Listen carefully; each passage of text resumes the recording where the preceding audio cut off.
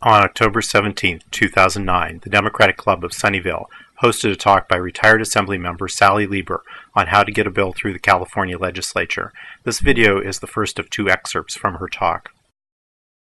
Thanks to you guys. You guys are doing a great job, and that's what this club is about. We want to help good candidates, good Democratic candidates get elected. So speaking of people who know how to get elected, I'd like to welcome today Sally Lieber, who is a former Assembly member. She's here today to talk to us about how to get legislation passed. But yeah, we think highly of you and really appreciate you coming out, and we look forward to hearing from you. Thanks so much. Well, I want to thank everybody for coming out today. So what I'm here to talk with you about today is how you can go from having a great idea to making it become a bill and then hopefully a law in California. I have three handouts that are in the back. For this, there's two that are white that look kind of similar, and then there's this one that I swear it's not an actual picture of me, but that is sort of like my reaction when one of my bills gets signed.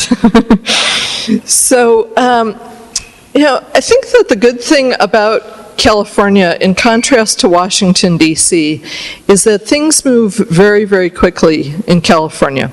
It's actually possible here to go from having an idea in the fall to having a bill by February and getting it through the legislature and getting it signed by the governor in September. The handouts that I've given you, there's one that's very good that's on one of the white sheets of paper. This is a handout that really details the exact steps.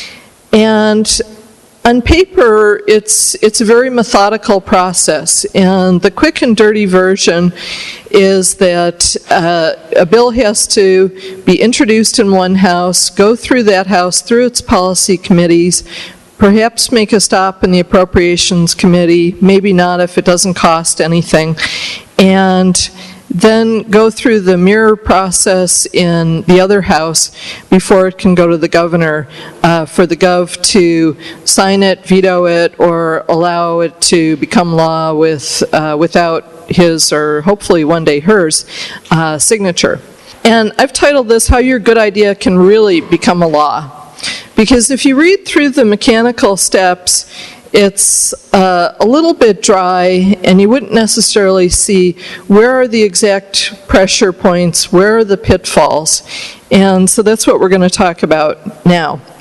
The first one is knowing whether or not it really actually is a glimmer in your eye.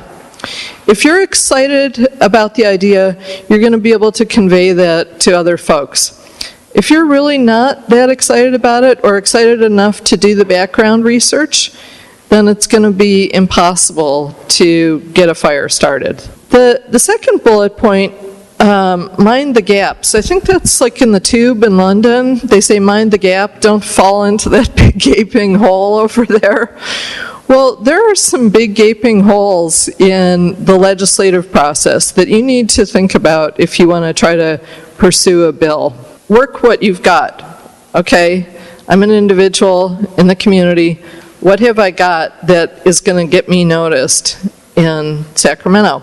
Now the next one, check the calendar. And what's so important anyways about January 30th and February 27th? Aren't all deadlines kind of movable? And if it's a great idea, couldn't it come in over the transom after the deadline? In Sacramento, no, absolutely not. Now, the next bullet point, if there's anything that your mama told you, it's what?